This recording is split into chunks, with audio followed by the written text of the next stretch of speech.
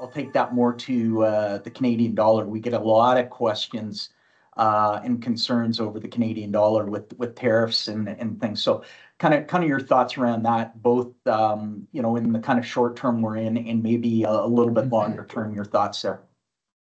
Yeah, I mean, I think there's a couple things that influence the Canadian dollar. One is, commodity prices. So because Canada is a resource-rich country, if you are in a strong commodity price environment and a strong commodity cycle, that tends to be good for the Canadian dollar.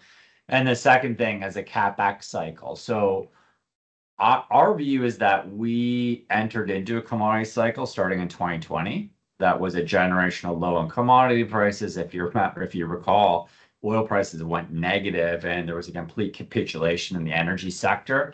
That was the end of a debt deleveraging cycle for commodities and the beginning of a new commodity cycle. So we're 3 or 4 years into a commodity cycle in our view. What we haven't seen is CapEx. So there hasn't been a lot of investment yet in growing supply, which tends to end a commodity cycle. But that investment phase is actually quite positive for the Canadian dollar. So I still think that's on the come. Eventually higher commodity prices, if that trend continues to be higher in commodities from here, that's going to incentivize investment.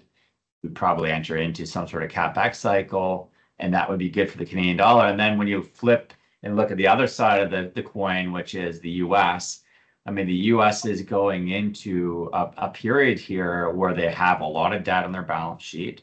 That debt is very short maturity, so it's going to roll over in the coming years at higher rates. So their interest burden's rising at the same time that they've got aging demographics.